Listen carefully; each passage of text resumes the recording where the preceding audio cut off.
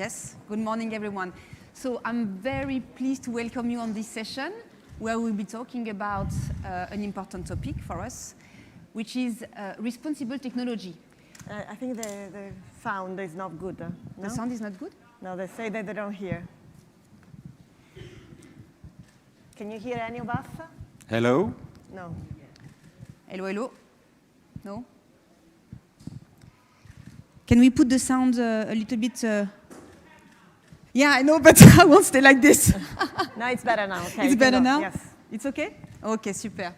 So, welcome you in this session. We will be talking about responsible technologies, and more precisely about responsible artificial intelligence. And even more precisely, we will be talking about artificial intelligence, which is gender fair. Why? What does it mean to be responsible? What does it mean to be gender fair? And why it matters? And also how we can do it, how we can incentivize it.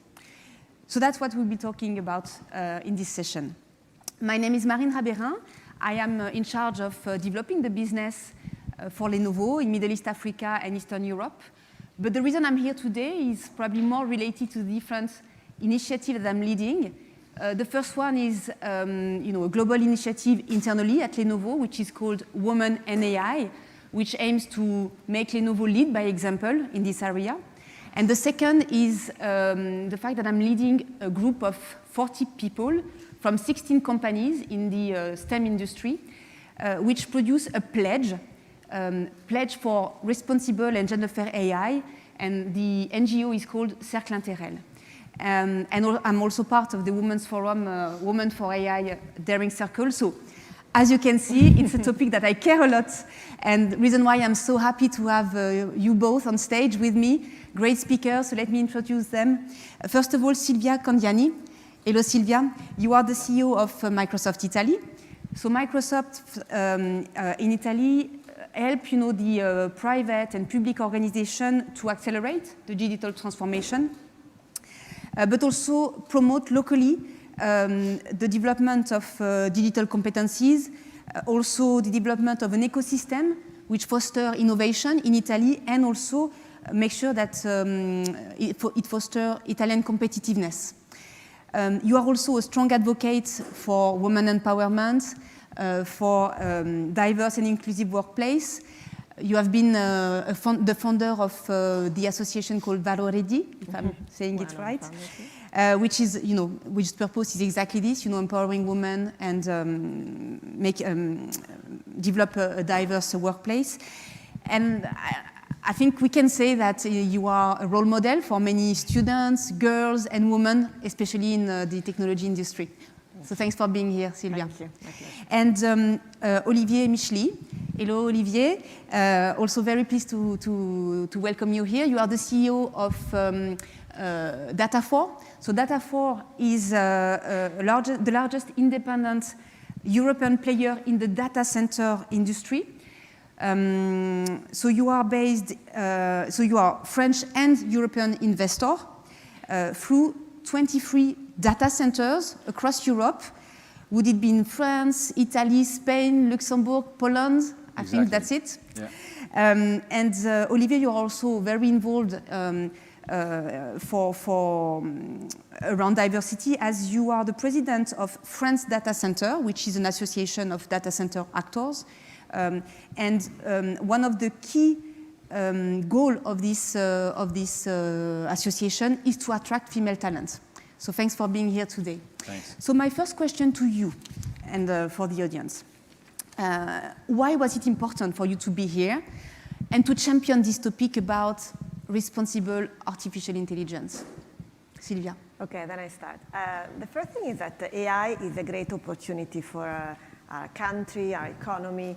A recent study was saying that the impact for Italy alone of introducing more AI in the business is something like 17 billion. So that means the way it can really transform the way we do business, so we serve our citizens in public administration, is massive. And not just for business purposes. I mean, we saw what AI can do, for example, to introduce new medicines for the vaccine, or for even finding the cure for cancer, or even very important now for sustainability, for finding ways to reduce emissions, solving problems that would not be solvable otherwise. So that's why it is important to introduce AI. But at the same time, of course, AI poses some challenges, because it can create a sort of a black box where you watch what has been happening in the past, and you give indications of what to do in the future, but that could also lead to biases, so to reinforcing biases. So it's important to understand that it's a great opportunity. We need to embrace it, we want to embrace it, but we need to make sure that it's a responsible AI, and it's a human-centered AI. So it's an AI that ultimately helps people to be our best. And so this is the domain of understanding how can we make ethical decisions about AI, how can we have an AI that is really inclusive of everyone and benefits all of us. So that's why I'm passionate about that. Thank you, Silvia. Thank you. Olivier? Yeah, from my perspective, I mean, being here, for me, it's very important. It's to learn, to improve, and to support the theme of this forum. As you said, we're building data centers all across Europe, which is really at the convergence of two sectors, real estate construction and digital, which are very male-intensive. And so therefore, by coming here, we learn from the different discussion, from the experience, the best practices to improve. And I like what I heard here yesterday about being offensive and not just defensive. For sure, in the digital industry, you have lower female basically in the people that are growing and progressing in the digital. However, we can be offensive, and that's why coming here will help us to improve. And regarding the support, I think it's, digital is everywhere. Every aspect of our life is going through a digital transformation, is impacted by the digital. Therefore, it's not sustainable to have only male developing the apps and the software that are changing our world. So therefore, being here, it's to support the gender equality, and as well the inclusion of women that we are supporting very strongly in our company. And we'll talk about that in a minute a lot. So thanks for this introduction. So, as you represent also your companies, we understand that organizations like ours, can play a role in the development and the usage of responsible and gender-fair AI. From your perspective, which are the key principles for AI to be responsible? And maybe illustrate from your company, what your company is doing. So, I can start. In this domain, I think we've been experimenting certainly internally, but then we also tried to take an open view, collaborating with ethicists, other NGO associations, the civil society, to really understand what should be the principles that we should found AI on. And for example, just a couple of years ago, before the pandemic, we signed this Rome AI call for ethics with the Vatican and a number of organizations, including, for example, the EU and the FAO, so the Food Organization, another technology company. So the idea is really to find a common ground that the entire ecosystem believes in. And these principles are, if you want, quite general. Things like AI needs to be fair, it needs to be inclusive, it needs to work, so reliability, if you think about a self-driving car, it needs to respect privacy, security. But at the foundation, there are two, let's say, important characteristics. So one is that it needs to be transparent. So you need to understand what comes in and what comes out and why. And so that you can audit the models themselves and think whether they might have some biases. And second, you need to have accountability, because at a certain point, machines can take decisions, but if something gets wrong, who is accountable? How do you place accountability? And so I think that having a reflection around these principles is a good starting point. Then they are quite high up, and I'm sure we will delve into how to make them practical, because nothing is effective if it doesn't get practical as well. But I think that in terms of the vision, as I said, it's really about setting up the right tools and governance so that when we get AI to help us solve the difficult problems, we do it in a way that is human-centered, so that it really helps us as humans, as a society. Thanks, Silvia. Olivier? Yeah, so on the data flow perspective, we're more a user than a producer of AI. But just to come back on your question about responsible technology, AI, algorithms, whatever the term you want to use, it's quite broad actually, because a responsible technology, from my perspective, needs to be reliable, it needs to be safe, it needs to be ethical, it needs to be efficient, sustainable. So you see, it's quite broad aspects. And what the data center, which hosts the data we're using every day and the apps we're using every day, what the data center can do. So first, it needs to be safe, because obviously the artificial intelligence applications use data. The data they're using, we need to be sure that it is safe, it is correct, coherent. So that's the first, I would say, aspect of the data center, to act as a safe. Secondly, I would say the data center needs to be what I call nearshore, or sometimes we say edge data center, so to be as close as possible from the end users for quality perspective, but as well about data localization. And it's not protectionist at all, but it's any country, being Italy, being France, Spain, the US, China, Japan, whatever country, needs to have their own data center, because you don't want to rely on a third party to access the apps, the application, and the data when you need it. So I would say localization, nearshore data centers are very important, and obviously sustainable. And just as an example, because I think it's good to give example how we use AI in our company. Actually, we use artificial intelligence for two main reasons. One is to provide predictive maintenance. Instead of being reactive, we are proactive to detect the technical issues before they are happening, to make sure our data centers are always available. And as well, since 3 years, we are working on a very interesting program on how we can use the data from the data center. And actually, in a data center, you have thousands of sensors that we're collecting the data from them, and actually we're using these data to provide environmental KPIs to know how much water we're using, what electricity we are consuming, the impact in terms of carbon, rare metals, etc., for our usage, but as well the usage of our customers, to make sure they can have an impact.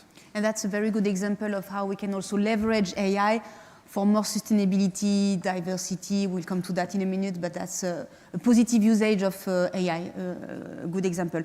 So from what you just said, there is one thing I like from what you said, Olivier, is when you talk about sovereignty of data, and it's true that data and the quality of the data is key, especially when we talk about gender bias. We'll come to that in a minute.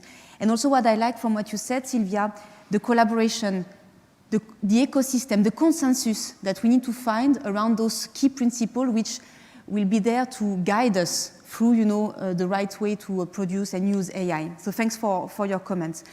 There is another one that I would like to refer that I think is part of the Microsoft principle, is the inclusiveness, if I'm not mistaken. And that's, very important, because that's something we will talk about now.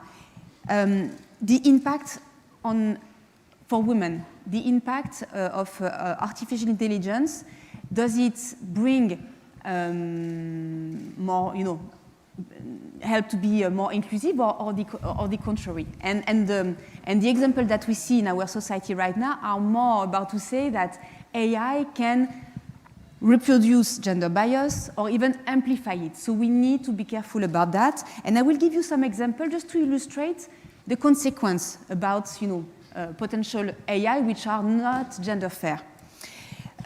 First example, in the field of human resources, for example. I pay attention to the microphone. There were some experimental AI solution which was discriminating female resume. So the female CV were just out due to the artificial intelligence. In the online translation tools, the solution sometimes struggle to represent the real place of women in certain professions and will only offer male translation. Another example is on the finance, the field of finance, where we have example of lower credit thresholds, which has been allocated to women versus men for the same type of situation, professional situation. So we have many examples like this one, and maybe what I would like is make a reference to the great job which has been done by Eagle Berkeley, who is maintaining a list of all those cases of discrimination, not only against women, but also against women. So that's pretty, we learn a lot when we look at those examples. So, how to tackle it practically? To make it, to make it concrete, I told you before, the Cercle InterElles launched a pledge which is presenting 7 key principles, or let's say recommendations to overcome gender bias. I will name it and then we can comment. The first one is governance, strong governance, and you talked about it already, Silvia. Compliance by design, data selection and processing. Data is super key in that field. How the algorithms are defined. How do we monitor what the AI become over time? So the monitoring and evaluation. Who is creating AI? So the diversity of the AI team. And last but not least, awareness and accountability. So who is responsible, and make sure that everyone takes his part. So maybe a comment on those principles, maybe with you, Olivier. Well, the example you gave on the mortgages is a very good example. I mean, we tend to transfer our cognitive bias to algorithms. That's crystal clear. So the artificial intelligence application usage tools use a lot of data. And basically, in these data they are using, in this massive amount of data they are using, if you have a bias, then it will influence the decision. So it's super important when we talk about artificial intelligence to address those bias. And the question actually we need to ask ourselves is the tool that we're developing has a bias? Is there a gender bias in the tool we are using? And if so, we need obviously to address it. And so that's why it's super important in the teams that are developing AI applications and tools to have a good balance between male and female. Otherwise, you will have only the angle of one segment of the population, which are basically the men, the male. So obviously it needs to be addressed. And there is one survey analysis that has been done by Deloitte, Women in AI, that I really recommend. It's super easy to read, and it's simple, and it's crystal clear. What they say is with the teams where you have a good balance between male and female, actually in the teams that are developing AI applications, actually the tools are better designed, and actually you have more functionalities. So that's why it's super important to have this diversity. Again, not to let one segment to develop AI applications.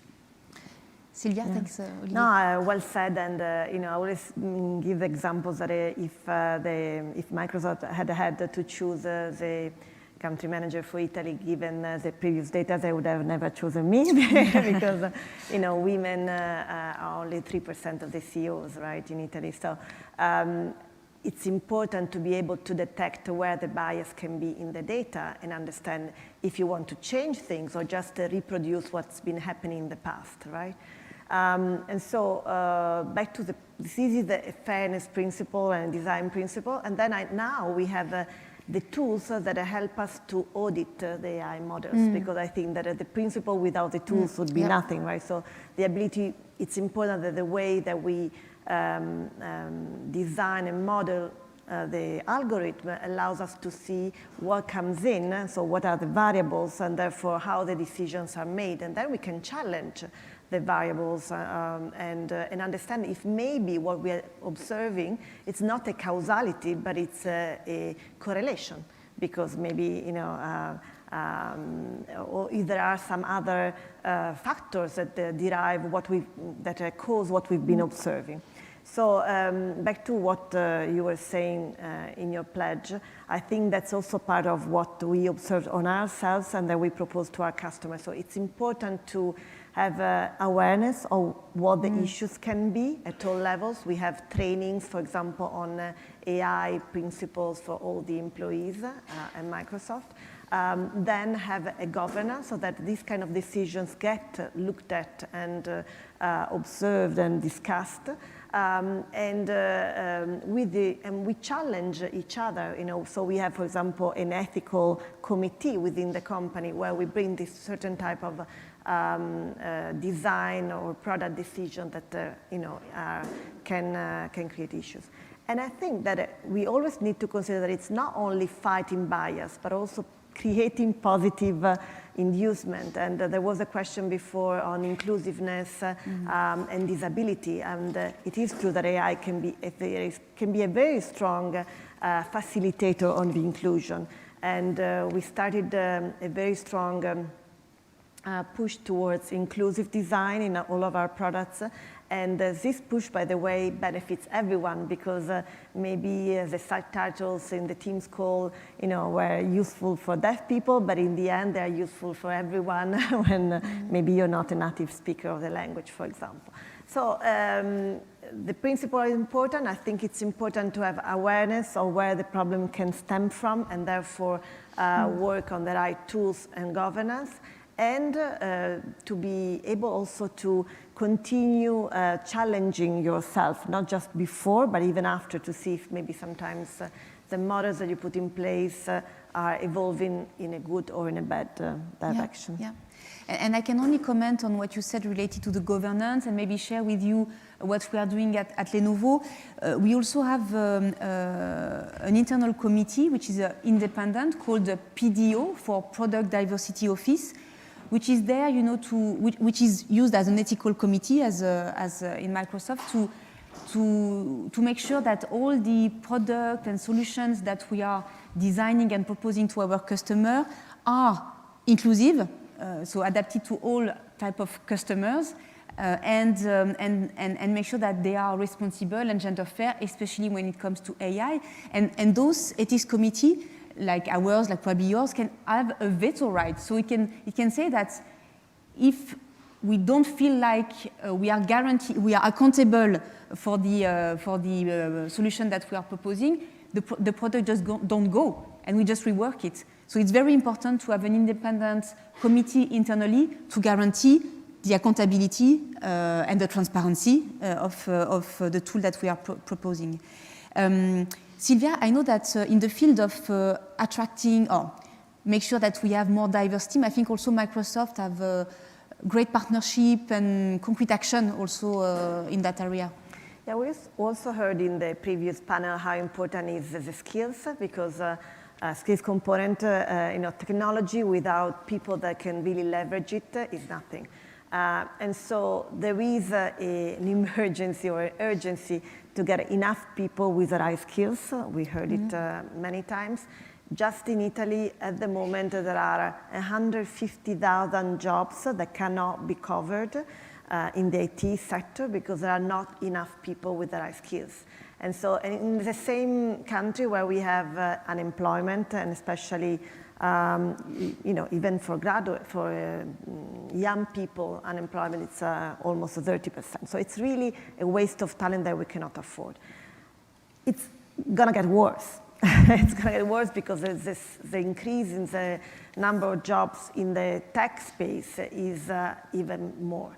And within this overall skill shortage, there is a even greater gender imbalance versus the normal business world. So we heard, only 20%, at least in Italy, only 20% of people go to university, and out of them, only 20% go to STEM. So it's very, very small. And out of those, really, the women representation is, again, 20%.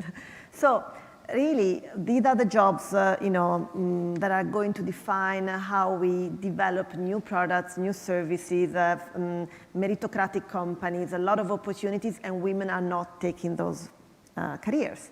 And we can discuss why is that, maybe because it's also because of stereotypes and biases. Role model, I think it's also. The importance of role modeling, that it's not for nerds, but it's, for people who want to have an impact in the role of our companies and to create a different society. So there is a lot about orientation and role model. So what we have been doing is to create alliances with our partners, with our customers, to train more people. So in the last year alone, with Microsoft, we digitally trained 1.5 million people, so that's massive. At different level, maybe more, level 100, but just to start having some basic knowledge of what digital is and how it works and how it can complement.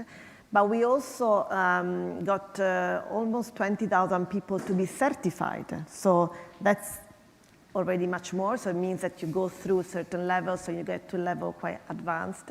And then we have academies, again, with some of our partners and universities to reskill people, because that's the other, emergency, people that are losing the edge in the labor market. So this is key, and we have a specific, let's say, twist to try to attract more females in those things. And so it's a long story, but what we created is kind of a module which is the AI school, where we try to get, girls from the secondary school to try to see how with the AI they can solve the simple problems in their life, in their neighborhood. And this is important because you get a little sense of how AI works, but more importantly, you understand why it's important. We've seen that girls that go through these camps have a much higher likelihood to go into STEM afterwards. So there is a lot to do. Let's say we are now really getting to understand what works, and I think it's really the moment now to get more of a nationwide initiatives in coalition with many different companies and universities to really scale it faster, because we don't have time to waste. Related to the diversity of AI team, so what I get from you is there is a clear objective of attracting women, educating, retaining also talent, which is another story, right? Because once, there is also ladies moving out of STEM in the middle career. And I think that's one of the things that we may discuss now, because I was about to ask you, what is the level of maturity to address gender bias, to apply those recommendations? Would it be in general or in your own companies? And I think what I would like also to share with the audience is what we can do already, so what is done, but also where we struggle, because we do struggle, otherwise we won't be there. So could you share your experience, and maybe Olivier on your side? Yeah, for sure. I mean, the net zero gender gap, if I may, is a little bit like the net zero carbon emission. I think we all agree that the awareness is okay, the desire is here. Yeah. Now, as has been stated yesterday, we need to act. We need to move forward, and we need to take actions. So I think we need to perhaps separate the large and multinationals to the SMEs, small and medium enterprises, because in large and in multinationals, I think it will be, they have more, power, means to basically put that in motion. Oui. I'm not saying it's easy, but I think they have more power basically to do it. However, in small and in medium enterprises, that's where it's more difficult. And actually, just take the title of HR director. So in large enterprises, you have HR director. Now in multinational, you have chief staff officer. Mm-hmm. And then if you're lucky, in small and medium enterprises, you have a head of, or someone responsible of personnel, of human resources, or it's the financial director, which is cost-driven. And let's not forget that in Italy, in Europe, in the US, the majority of the companies are not the multinationals, it's the small and medium enterprises. Correct. So I don't know, Chiara, or for the Women Forum, perhaps you have addressed it, so I'm sorry. But it's perhaps something to address is how to, what is the level of maturity and how we can take it further in the small and medium enterprises. So at the data 4 level, I think it's what we hear yesterday, we address it quite well, I would say in the N-1, so at the management board level, we are very proud to have a 50-50. Mm-hmm. But now when you go further, when you go to the N-2, N-3, it's more difficult. If you look at the employee level, I mean, I knew that for example, in the French engineering schools, you have only, I thought we had about 20% of women. And actually in France, and the CTO of Société Générale told me, actually we are 12% in France. So I'm not sure it represents the whole Europe. So, to have a balance between male and female in the technology, in digital, is already very difficult. And as Silvia said, we need to address education. We need to inspire. So Silvia, I think you're a very good example, but there are plenty of other female examples where it's super important to explain how the technology is transforming the world, how the woman needs to be involved, and the fact that, and it's a super interesting job, and it's well paid. It's well paid. It's well paid. So, and I think all these things needs to be, infused, and it's a message as well to the governments and to the G20. It's how we take actions to take the problem at the root cause and infuse into the schools and in the education the importance to have as well ladies, girls into technology. Yeah. And that's not scripted, but I want to say, because we were discussing yesterday with the CEO, and we thought maybe that we should put an incentive for schools and for universities that if they, for every woman that they get, they have, I don't know, 50% more, the universities get per student, contribution from the state. Maybe if it's STEM and it's a woman, they should get at least 50% more. Because, I think there needs to be really, as you say, an action to make an impact and change.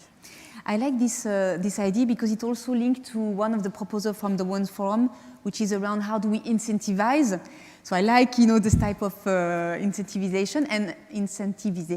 And I think it's the same that we could apply to companies, and that's a proposal from the Women's Forum, is, instead of going too much into regulation, that what the government could do is, to reward the effort with credit tax. So when a company lead by example, demonstrate that they take action, concrete action to tackle this topic, they can be rewarded. So what do you think about it? And what do you think about the regulation in general, the label as well? We see a lot of label created. What is your view on that? The idea of the proposal that has been put on the table of the G20, I think, is good in a sense that it shows what is the way ahead. That is, companies need to adopt AI, but they also need it to do it in a way that is responsible. So they need to put in place the systems to monitor, to control, to govern what is getting produced so that it's equitable and fair and inclusive. It is true that there is going to be some challenge for the small businesses. I agree with that. So the tax credit can be an incentive, but it will need to go through together with again, skilling, because I think that the large companies are all starting to reason about that and adopt this kind of tools. For the small, medium business, we are kind of far. Yeah, yeah. But, you know. Olivier, about regulation, level? Well, we're already in an activity which is highly regulated. So adding another, regulation, I would say, but I have a mixed feeling, because on one side, I think give example, give meaning, etc., is much more powerful than impose and regulate. And I truly believe that in the virtuous circle, where basically, you adopt the right principle, gender equality, inclusion of women, it will be well perceived internally, it will create value, it will be known inside and outside of the company, you will attract. So I think it's I'm more in favor.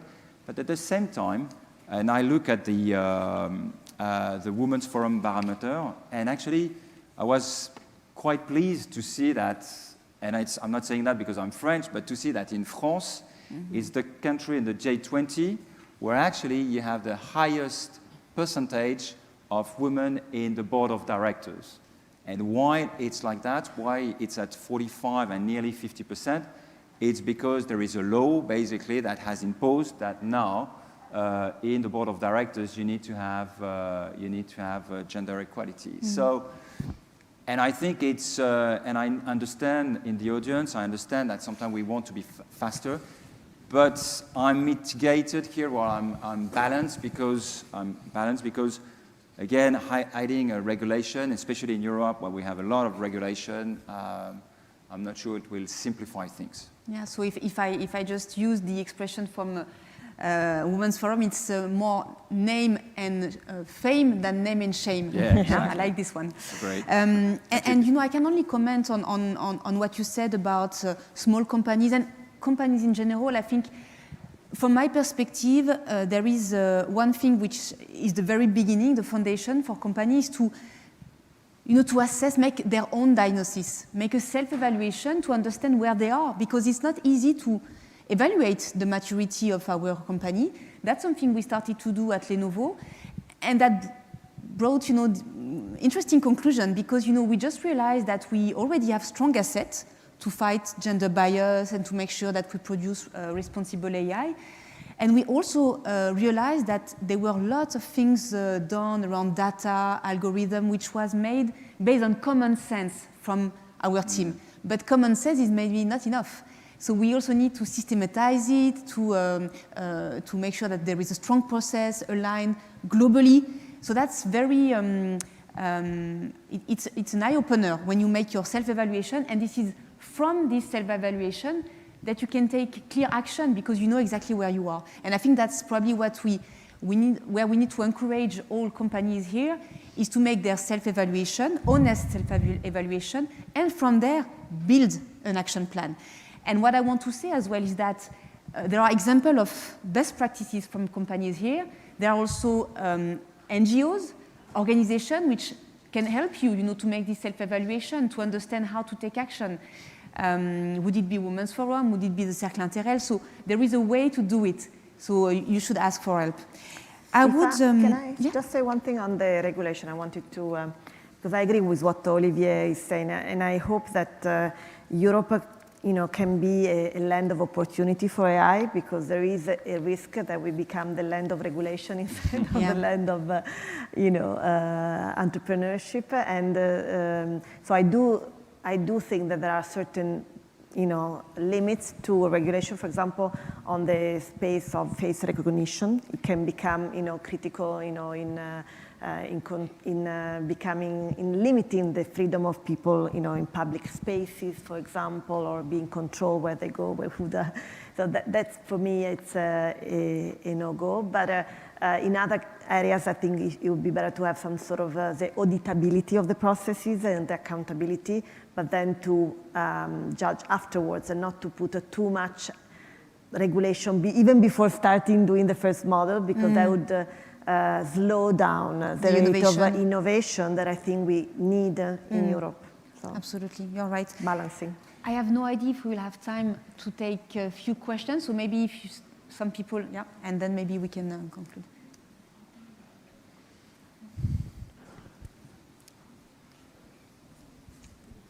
Thank you. Thank you very much. Very interesting. I'm Adam Levine. I'm from Data4, so full disclosure. I think interesting that Microsoft is in an amazing position here to influence the market. If you look at sustainability, for example, should I take the mic? Say, Yeah. Okay. we cannot hear. Sustainability, Microsoft has been an industry leader, and it's influenced by, through the market. It's influenced its suppliers, it's influenced its customers, and I think it's Satya Nadella has been a thought leader on diversity as well. And I think other than regulation, which is obviously has its limits, Microsoft is in a position to influence through the market. RFPs to your suppliers, they should include diversity targets, and they can be tiebreakers in the event that you have suppliers that have equal opportunity, that have equal criteria in every other areas. Also to your customers, and then you could be publishing your own diversity numbers on your 10K. And so it becomes a virtuous circle, name and fame, whatever you want to call it, and it feeds into this positive feedback loop, more diversity, more business. We're fundamentally a capitalist society. Well, I do agree. So we do have a set of practices that are actually quite in line with what was described yesterday in the pledge for what companies and CEOs should stand for in order to promote diversity. And it starts with the CEO taking an active role and advocating for the value of it, so the business case of diversity, as you say, and for example, our CEO does it very, very well.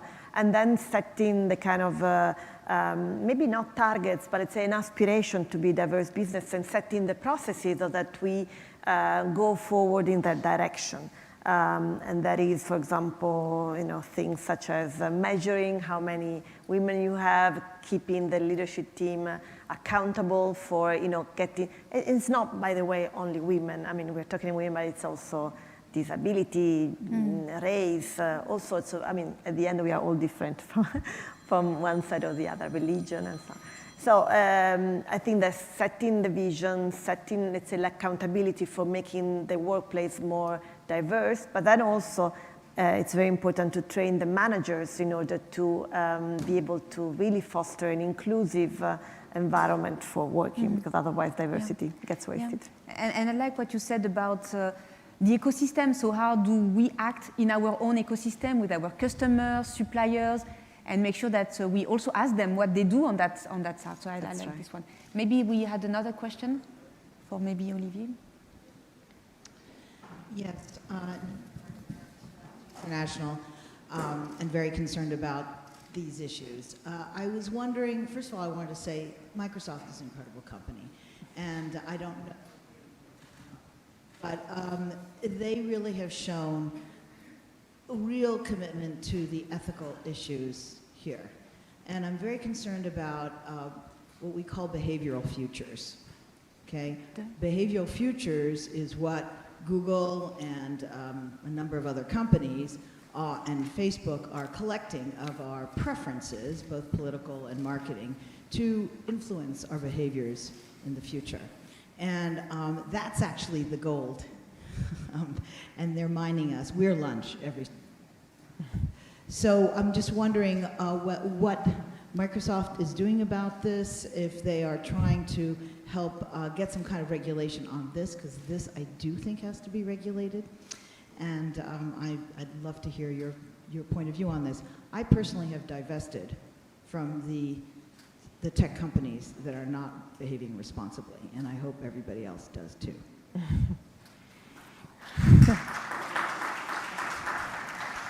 Okay, so we don't do regulation, right? So, but I think this sentiment is growingly important, and I think we've seen the impact also on democracy.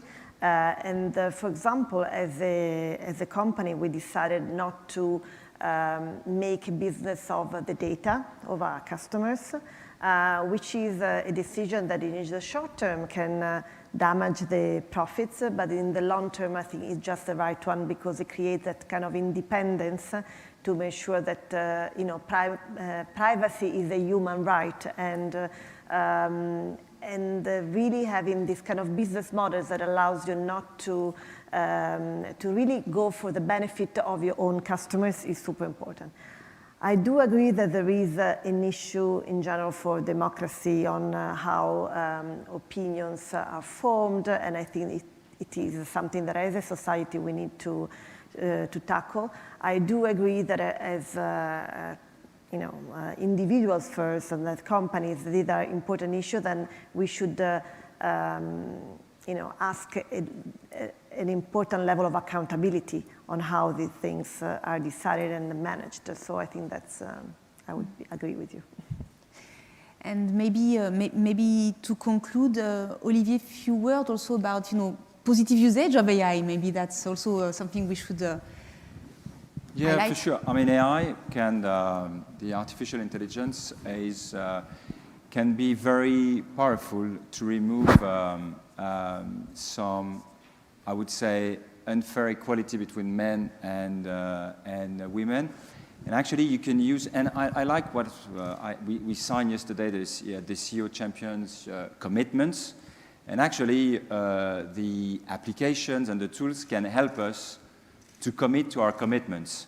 So basically using AI to remove some bias in the recruitment, but as well in the promotion process. As well, you can use it to find the gaps in salaries between male and female, because we know that it's happening. You can find as well gaps, for example, in the annual reviews of the salaries between male and female. So basically, we can use the technology to identify if you have some unfair approaches in your company, thanks to the AI applications. And that's a positive way to use AI to come back to balance to your comment, which is also true. Silvia, as a conclusion, is there also something you want to highlight? I think in this topic of AI, sometimes you can get into the fear. I think the point is that AI, I really have hope that AI will help us to solve some, incredible challenges that we have. Let's just think about sustainability. How do we solve the climate problem that we've not been able to solve in the last 100 years? So we really need to have superpowers to get to the solution. So I think that's a positivity. But I think that somehow technology is going faster than our, human skills and competencies have gone.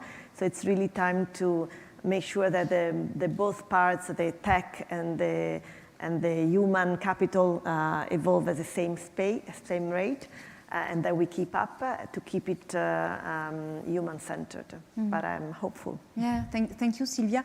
And on my side, I would like to conclude on the fact that we are all accountable on that topic. Would it be as individuals? Would it be as members of our companies? And we can do things about that. So we can take concrete action. Sometimes we don't know where to start, but there is a way to start. There is a way to take action concretely. So I would just encourage you all in the audience to take your part of this action. And that would be, the way to conclude this roundtable. And I would like to thank you very much, Olivier, Silvia, for your testimony. And I hope you have a good rest of the day. Thank you very much, everyone. Thank you. Thank you.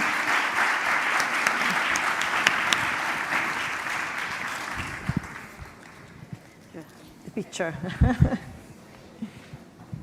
In front or, oops.